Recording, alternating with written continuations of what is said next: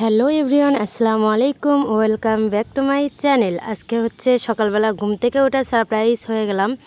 আজকে যেহেতু আমার দুলাভাই বাসায় আছে, আমার বড় বোনের যেহেতু কিছুদিন আগে বিয়ে হয়েছে, এই জন্য কিন্তু আমার দুলাভাই আমাদের বাসায় আছে।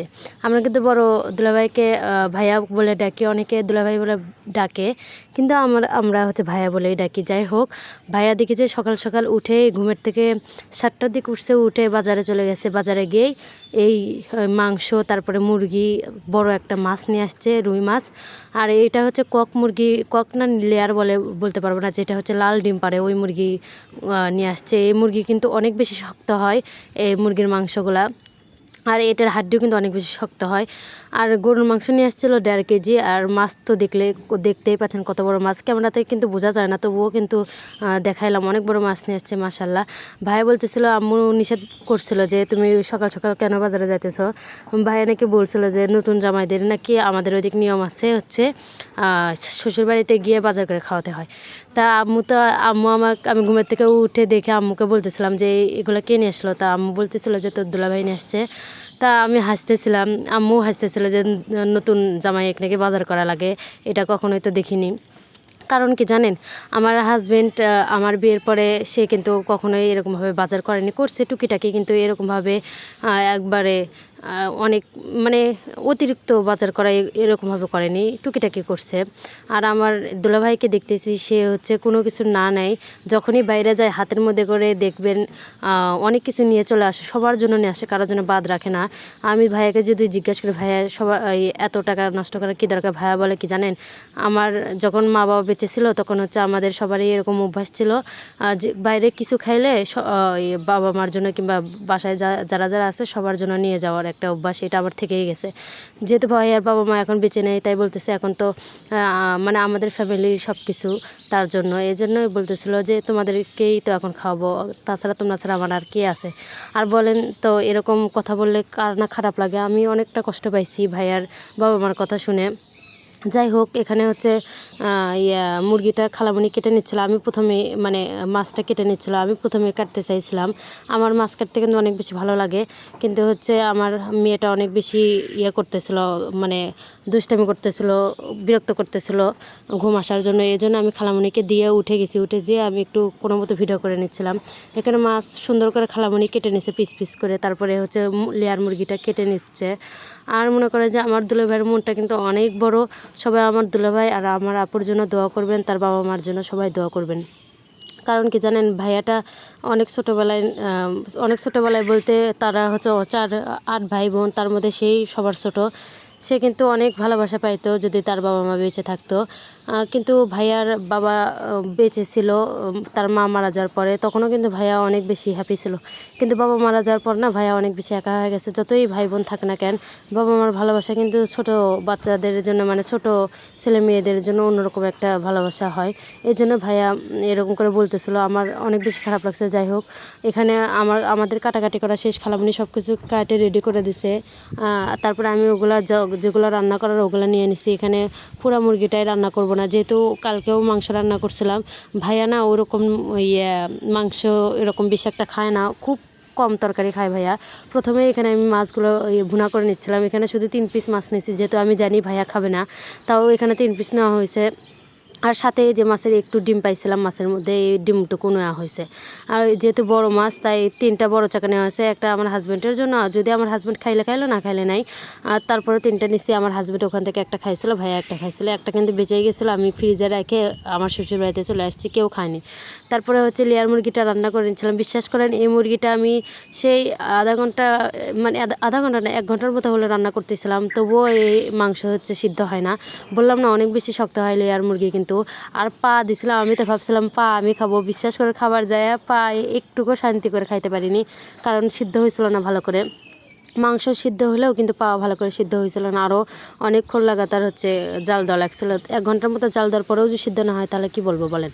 আর এখানে মনে করেন যে আমি মুরগিটা ভালো করে কষিয়ে তারপর রান্না করে নিচ্ছি। সব কিছু একটু একটু করে দেখাচ্ছি, কারণ সব কিছু দেখানো সম্ভব না, যেহেতু আমি নিজের হাতে রান্না করতেছি। আমাকে আম্মু শুধু ওই পাশ থেকে রেডি করে দিচ্ছে, আমি শুধু রান্না করতেছি। আমার থেকে মানে আমার আম্মুর থেকে আমি ভালো রান্না পারি, এই জন্য আম্মু আমাকে হচ্ছে রান্না করতে দিচ্ছে। আমি সব রান্নাগুলো গোছালোভাবে করতে পারি, এই জন্য আমাকে রান্না করতে দিছে। এরপরে হচ্ছে সব কিছু রেডি করে নিয়ে ওখানে গরুর মাংস ভাজা ছিল, তারপরে হচ্ছে মুরগির মাংস ছিল, তারপরে অনেক কিছু রান্না করছিলাম। সব কিছু তো দেখানো সম্ভব না, যতটুকু পারছি দেখাইছি। তারপরে সন্ধ্যাবেলা আমার হাজব্যান্ড আর আমার ভাই আর দুলাভাই বাইরে গেছিলো, তারা ওখান থেকে খায় আসছে। পরে ভাইয়া বলতেছিল যে তাদের বাসায় যারা যারা আছে সবার জন্য নিয়ে যাবে। পরে দেখেন আমরা বাসায় যারা যে কজন ছিলাম সবার জন্য, মানে সবার জন্য 7 জনের জন্য নিয়ে আসছে। এখানে হচ্ছে ডিমের নিয়ে আসছিল, মাখামাখি ডিমের মাখা নিয়ে আসছে, তারপর ফুচকা নিয়ে আসছে অনেকটা পরিমাণ। ওগুলো সব কিছু আমি হচ্ছে বের করে নিলাম। এই যে ফুচকা দেখতেছেন অনেকটা বেশি, এতগুলো ফুচকা কিন্তু আমাদের পক্ষে খাওয়া একদম অসম্ভব, কারণ ফুচকার পরিমাণটা অনেক বেশি নিয়ে আসছে। ভাইয়াকে বললাম যে এত নিয়ে আসছেন কেন? ভাইয়া বললো কি সবার জন্য এক প্লেট করে নিয়ে আসছি। ওই জন্য মনে করেন যে এতটা বেশি হয়ে গেছে। আমি প্রথমে একটু মুখে ট্রাই করতেছিলাম কেমন লাগে, খাইছি, ভালোই লাগছে। কিন্তু আমাদের এখানে আরেকটা ফুচকার দোকান আছে মাঠে, ওই ফুচকাটা নিজের হাতে তৈরি করে, বিশ্বাস করেন এত বেশি মজা হয়। আর এই যে এই ফুচকাটা আম্মু খায় বলতেছিল কি আমাদের মাঠের ওই ফুচকার দোকানের থেকে এই ফুচকাগুলো অতটা ভালো না, ওই মাঠের ফুচকায় অনেক বেশি মজা। আসলে কিন্তু সে হাতে বানায়, অনেক বেশি মজা হয়। ওখান থেকে নিলে কিন্তু আরও ভালো করে খাইতাম। এগুলো ভালো ছিল, খারাপ ছিল না। পরে এক একটা আমি সবগুলো ঢেলে নিলাম এখানে বাটির মধ্যে। আর ফুচকাগুলো যেহেতু অনেকটা পরিমাণ বেশি, এখানে আমাকে আমার ভাইও মানে এরকম করে ভেঙে ভেঙে সাহায্য করে দিচ্ছিল। সত্যি কথা বলতে আমার ভাইয়ার মনটা কিন্তু অনেক বেশি বড়। আমি যা বুঝলাম এই 2 দিনে যা বুঝলাম, আমার ভাইয়ার মানে আমার দুলা ভাইয়ের মনটা অনেক বেশি বড়। সে বাইরে গেলেই, যখনই বাইরে যায় তখনই মনে করে যে হাতের মধ্যে কিছু না কিছু নিয়ে আসেই, সে খালি হাতে ফিরে না। এর আগে বাইরে গেছিলো তখন আমার মেয়েটার জন্য চকলেট নিয়ে আসছিলো অনেকটা পরিমাণে, এখন হচ্ছে ফুচকা নিয়ে আসছে।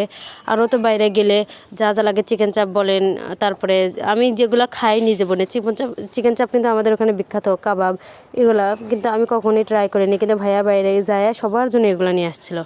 যাই হোক, ভাইয়ার প্রশংসা করে শেষ করা যাবে না, তারপরেও ভাইয়ার এত প্রশংসা করলাম। সবাই কেউ বদনজর লাগাবেন না, সবাই মাশাআল্লাহ বলবেন। আর হচ্ছে এখানে আমি একে একে সব ফুচকাগুলো বানিয়ে নিচ্ছিলাম। প্রথমে ভাইয়ার জন্য বানাইতেছিলাম, যেহেতু ভাইয়া নিয়ে আসছে, ভাইয়াকে তো সবার আগে দিতে হবে, এই জন্যে ভাইয়াকে আগে সর্বপ্রথম হচ্ছে বানিয়ে দিচ্ছিলাম। এখানে আমার বোন ধরে আসছিল, আমি একটা করে বানিয়ে দিচ্ছি। আমার বোন একটা কেমন করে ধরে আছে দেখেন, সে কিন্তু খাইতে চাইছিল, বলতেছিল আমাকে একটু টক দিয়ে, আমি একটু ট্রাই করি কেমন লাগে। সে টক অল্প একটু দিছে, ওই টক আবার অন্যটার মধ্যে ঢেলে দিল।